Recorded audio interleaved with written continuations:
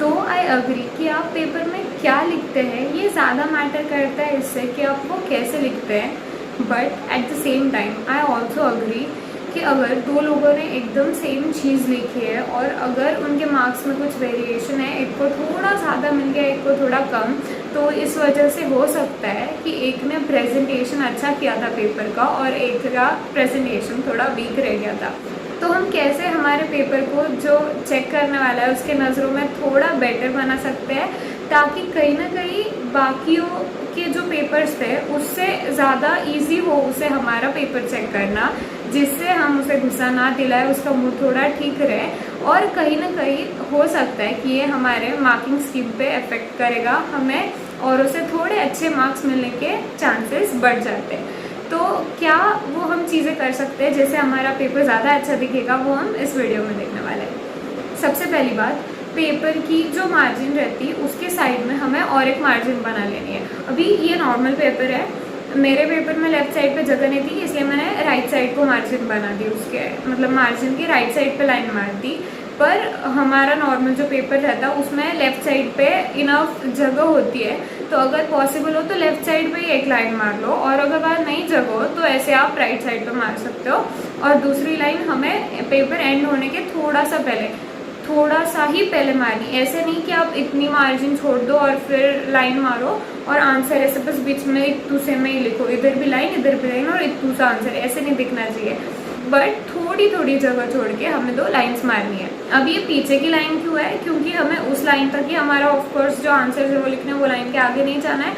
और पहले की लाइन क्यों है, क्योंकि हमें जो सब आंसर के हमारे जो सब पॉइंट्स रहेंगे या बुलेट्स रहेंगे जो भी है वो हमें वहाँ पे देते रहेंगे। दूसरी बात, हमें हर क्वेश्चन न्यू पेज पे नहीं करना है, बट हर जो मेजर क्वेश्चन रहता वो न्यू पेज पे करना है। मतलब सपोज क्वेश्चन 1 में 1 2 3 4 ऐसे 4 सब क्वेश्चन है, या क्वेश्चन 1 में ABCD ऐसे 4 सब क्वेश्चन ऐसे लेते हैं, तो आपको ABCD चारों न्यू पेज पे नहीं लेने, बट क्वेश्चन 1 के बाद जब आप क्वेश्चन 2 पे जाओगे तब आपको पेज बदलना है। और ABCD में भी आप नेक्स्ट पेज पे जा सकते हो अगर आपका आंसर ऑलमोस्ट 3/4 पेज या 1 पेज का हो रहा है। तो अगर आधे पेज का ही आंसर है, आगे का आंसर भी आपको पता है आधे पेज का ही रहने वाला है, तो आप दोनों एक साथ लिख लो। ऐसे नहीं लगना चाहिए कि फालतू के पेजेस बढ़ने के लिए आप स्पेस छोड़ते छोड़ते जा रहे हो, बट ऐसा कर सकते हैं कि दो आंसर्स के बीच में 2 लाइन्स छोड़ के फिर नेक्स्ट आंसर हम स्टार्ट कर सकते हैं। और अगर आपका 3/4 पेज तक आ रहा है ना, तो वहीं से थोड़ा सा ऐसे नीचे दिखेगा और बाकी नेक्स्ट पेज पे लिखेंगे, फिर ऐसे मत करना। फिर वहाँ पे PTO लिख दो राइट साइड में, प्लीज टर्न ओवर, और फिर नेक्स्ट पेज पे आंसर ले लो, वो चल जाएगा। अगर आपकी हैंडराइटिंग ज़्यादा अच्छी नहीं भी है ना, तो आपकी फिर भी आपकी स्पेसिंग ज़्यादा अच्छी होनी चाहिए। मतलब हैंडराइटिंग अच्छी हो तो बेस्ट बात है, बट ना भी हो तो हम हमारे पेपर को अच्छा कैसे दिखा सकते हैं, प्रॉपर वर्ड्स के बीच में स्पेसिंग देके। आप जो भी लिख रहे हो ना वो ज़्यादा ऐसे गिच गिच नहीं दिखना चाहिए, खुला खुला छुट्टा लिखो, 2 वर्ड्स के बीच में प्रॉपर जगह छोड़ो। और हैंडराइटिंग ज़्यादा बड़ी या ज़्यादा छोटी मत निकालो, मीडियम साइज निकालो। ज़्यादा बड़ी निकालोगे तो 2 लाइन में ऐसे वो चिपक के दिखेगा, उसके बीच में स्पेस नहीं रहेगी। और ज़्यादा छोटी निकालोगे तो एग्जामिनर को पढ़ने को तकलीफ होगी। तो मीडियम साइज़ की हैंडराइटिंग रखनी है और प्रॉपर स्पेस छोड़नी है, खुला खुला दिखना चाहिए, बस रीडेबल रहना तो इनफ है। स्पेसिंग अच्छे से दो।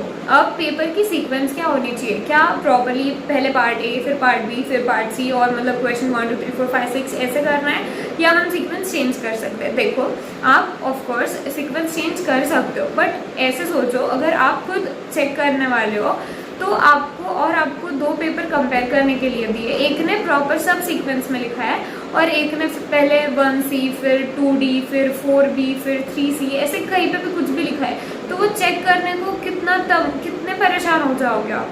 तो आप ऑफकोर्स जो पहला था उसका ज़्यादा खुश रह के चेक करोगे तो उसको ज़्यादा मार्क्स, कहीं पे थोड़ा ऐसे गड़बड़ हो गई तो चलो आधा मार्क दे देते, 1 मार्क दे देते, ऐसे होने के चांसेस ज़्यादा है। और दूसरे को आप वैसे भी परेशान हो तो आप मार्क्स नहीं खुल के ज़्यादा दोगे। तो इसीलिए हमें ट्राई करना है कि हम पेपर सीक्वेंस में लिखें। बट मैंने भी ऐसे किया था कि मैंने 5 सीक्वेंस में नहीं रखे थे।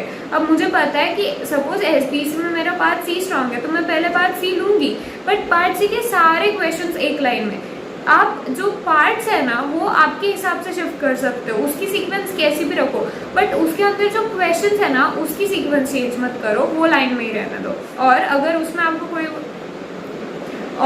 उसको आपको बीच में कोई क्वेश्चन नहीं आ रहा है ना तो उसके लिए जगह छोड़ दो, कोई बात नहीं, 1 या 2 पेज छोड़ दो जितने मार्क्स का क्वेश्चन है आपके हिसाब से, और फिर आगे जाओ। और लास्ट में अगर टाइम बचता है तो वहाँ पे थोड़ा फार ठोक के आ जाना, वैसे चल जाता है। बट ऐसे मत करो कि कोई एक छोड़ दिया और वो लास्ट में आप लिख रहे हो, फिर उसे एक जो चेक कर रहा है वो वापस ढूंढना पड़ेगा, वो बहुत तकलीफ हो जाती है। तो पार्ट्स चेंज कर सकते हो बट अंदर के क्वेश्चंस की सीक्वेंस चेंज नहीं करनी है, लाइन में लिखना है। और अगर कोई नहीं आ रहा तो स्पेस छोड़ देनी है, फिर बाद में वहाँ पे आता है तो थोड़ा बार लिख के आ जाना है। हमें आदत होती है ना कि हम एंड को उसका सिंबल दे देंगे या कोई भी शॉर्ट फॉर्म्स यूज़ कर देंगे, नेशनल कंपनी लॉ ट्राइब्यूनल को NCLT लिख देंगे या सेंट्रल गवर्नमेंट को CG लिख देंगे। हमारे राइटिंग प्रैक्टिस में हम हमेशा यही करते हैं, बट हमें ध्यान देना है कि हम जब एग्ज़ाम्स दे रहे हैं तब हमें ये एक्रोनिम्स यूज़ नहीं करने हैं, शॉर्टकट्स यूज़ नहीं करने हैं। हमें प्रॉपर, अगर वो एंड है तो AND एंड ही लिखना है, और के लिए स्लैश नहीं मारनी, और ही लिखना है।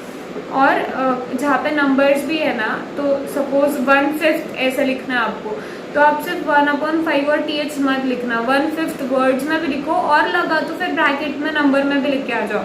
जितना ज़्यादा आप उसको पूरा लिख सकते हो ना पूरा लिखो, CG मत लिखना, सेंट्रल गवर्नमेंट लिखना। और अभी सपोज एक आंसर में आपको 5-6 बार नेशनल कंपनी लॉ ट्राइब्यूनल लिखना है, तो हर बार इतना लिखना कितना बोर हो जाता है ना। तो एक बार नेशनल कंपनी लॉ ट्राइब्यूनल लिख दो, ब्रैकेट में NCLT लिखो, और उसके बाद आपको जितने बार लिखना है ना फिर NCLT लिखना उस आंसर में, बट फर्स्ट टाइम पूरा लिखो। जहाँ भी आप सेक्शन नंबर्स कोट कर रहे हो तो आपको ऐसे खुद पे प्राउड फील होना चाहिए कि आप सेक्शन नंबर्स लिख के आ रहे हो, तो प्रॉपर उसे अंडरलाइन करो। और हो सके ना तो अभी सपोज कंपनी लॉ का पेपर है और उसमें मेन बहुत इसमें सेक्शन नंबर ही मेन होता है और उसके हिसाब से हम बाकी पूरा आंसर लिखते हैं, तो आप ऊपर हेडिंग में सेक्शन नंबर लिख दो और उसके बाद फिर फैक्ट्स, प्रोविजन, कंक्लूजन जो भी है वो करना। मतलब अगर ऐसा है कि सिर्फ वो सेक्शन नंबर पे ही पूरा आंसर बेस्ड है तो ऊपर ही अच्छे से सेक्शन नंबर लिख दो, तो वो देखते ही ऐसे एक इम्प्रेशन पड़ जाता है कि हाँ इसे प्रोविजन पता है। और अगर ऐसे नहीं भी है ना तो बीच में जहाँ पे भी आप लिखोगे उसे अंडरलाइन प्रॉपरली करना। सेक्शन तो लिखोगे बट वो सेक्शन कौन से एक्ट का है वो लिखना बिल्कुल मत भूलना। और आप सिर्फ section, suppose section this of companies act मत करो, ऑफ द कंपनीज एक्ट, ये द लिखना मत भूलना, इंप्रेशन अच्छा गिरेगा। आप जो भी आंसर लिख रहे हो उसमें जो भी कीवर्ड्स है उसे प्रॉपरली अंडरलाइन करके आओ। और आप ऐसे मत करना कि पूरा पेपर एक बार लिख देती हूँ उसके बाद लास्ट में जो टाइम बचेगा उस हिसाब से फिर मैं अंडरलाइन कर दूंगी, लास्ट में टाइम नहीं बचता है। तो आप जैसे आंसर लिखते हो ना तुरंत उस आंसर के कीवर्ड्स अंडरलाइन कर दो। और इसमें पेंसिल लेते मत बैठना, इतना टाइम नहीं रहता। आप जो पेन यूज़ कर रहे हो उसी पेन से अंडरलाइन की तो चलेगा, बट प्रॉपर थोड़ा बहुत गिच नहीं होनी चाहिए, बहुत टेढ़ी मेढ़ी लाइन नहीं होनी चाहिए, थोड़ी स्ट्रेट निकालने की कोशिश करो। यार चेक करने वाले को जब वो अंडरलाइन वर्ड्स दिखेंगे ना तो उसे समझेगा कि आपने पहले ही अच्छे से पढ़ा है, तो बस वो देख के भी बहुत चांसेस है कि वो डायरेक्टली मार्क्स दे देगा और आगे का जो पूरा सेंटेंस है इतने ठीक से नहीं पढ़ेगा। तो ये हमें तब भी फ़ायदा हो सकता है जब हमें मेन कीवर्ड तो याद है बट उसका पूरा सेंटेंस फॉर्म कैसे करे वो नहीं समझ रहा, तो वो हमने थोड़ा आगे कैसे लिख दिया, बट हमने कीवर्ड अंडरलाइन किया है ना तो वो पहले इंप्रेशन गिर जाता है कि हाँ भाई इसे आंसर आता है, तो मार्क्स अच्छे से मिलेंगे। और दूसरी बात, सामने वाले के कष्ट भी कम होते हैं। ऐसे नहीं कि सिर्फ आप जब गलत आगे का लिख रहे हो थोड़ा या ऐसे कंफ्यूजिंग है तो बस वो समझेगा नहीं उसे इसीलिए अंडरलाइन करना है, ऐसे नहीं है। वो क्वेश्चन तो पढ़ेंगे बट उन्हें चेक करते टाइम बहुत कन्वीनियंट हो जाएगा अगर आपने कीवर्ड्स अंडरलाइन किए तो वो प्रॉपरली याद से मार्क करके आना। लास्ट और मोस्ट इम्पॉर्टेंट बात कि हमें कितने मार्क्स की क्वेश्चन के हिसाब से उसकी लेंथ कितनी रखनी चाहिए। यार देखो, ये हमारे बीकॉम के या स्कूल के कॉलेज के पेपर्स नहीं है, ये हम प्रोफेशनल एग्जाम के पेपर्स दे रहे हैं, तो इसमें आप क्या लिखते हो द क्वालिटी ऑफ आंसर ज़्यादा मैटर करती है। तो अगर वो क्वेश्चन ही ऐसा है ना, सपोज क्वेश्चन 4 मार्क का है बट उसमें ऐसे है कि आप 3/4 पेज लिख सकते हो तो आप लिखो, पूरा 1 पेज लिख सकते हो आप लिखो। बट अगर वो क्वेश्चन ही ऐसे है कि आप बस 6-7 लाइन के ऊपर नहीं लिख पाओगे, उसमें कुछ था ही नहीं, तो आप उतना ही लिखो। उसको मतलब फोर्सफुली खींच के 1 पेज का आंसर मत करना। ऑन एन एवरेज ऐसे है कि अगर आप पूरा अच्छे से स्पेस यूटिलाइज करके लिख रहे हो, एकदम ही खुला खुला नहीं छोड़ रहे हो, आपकी बहुत हैंडराइटिंग बड़ी नहीं है, तो 4 मार्क के क्वेश्चन को आधे पेज के आसपास चल जाएगा या 3/4 पेज के आसपास। बट ये डिपेंड करता है क्वेश्चन टू क्वेश्चन, तो बस लेंथ की टेंशन नहीं लेनी है, हमें उसका जितना पता है कि जितना राइट है ये क्वेश्चन के हिसाब से उतना लिख के आ जाता है, इसमें लेंथ मैटर नहीं करती। और जो सजेस्टेड आंसर्स भी है ना ICSI के, उसमें भी देखना है, ऐसे नहीं कि किसी क्वेश्चन को बहुत एक्स्ट्रा ही लिखा है तो उनके सजेस्टेड आंसर्स भी कुछ बहुत छोटे होते हैं, बट उसमें सारे पॉइंट्स कवर हो गए ना तो आपका आंसर छोटा भी रहा तो चलता है। और अगर 8 मार्क का क्वेश्चन है तो आप उसे 1 पेज से मेरे हिसाब से थोड़ा ज़्यादा ही लिखिए, 1.5 पेज के आसपास तक भी चल गया ना तो बेस्ट है। 2 पेज का लिख पाए उसमें अगर उतना होगा तो 2 पेज का भी लिख सकते हो, बट एटलीस्ट इतना भी ऐसे नहीं होना चाहिए कि 8 मार्क का क्वेश्चन है और आप उसे आधे पेज में ही कवर कर रहे हो, इतना भी छोटा मत करो। बट ऐसे नहीं है कि सिर्फ बड़ा करने के लिए आप कुछ भी ठोक रहे हो, ज़्यादा ठोकने की बिल्कुल ज़रूरत नहीं है, टू द पॉइंट आंसर्स रहने दो और थोड़ी सी बस इंट्रो दे रहे हो क्या कर रहे हो, थोड़ा सा एक्स्ट्रा लिखा तो चल जाएगा, पर ज़्यादा एक्स्ट्रा मत लिखना। तो बस ये थी वो छोटी छोटी बातें जिससे आप अपने पेपर को बाकी पेपर्स से थोड़ा अच्छा दिखा सकते हो एग्जामिनर को। ये सारी ट्रिक्स यूज़ करना और अच्छे से पेपर्स लिख के आना।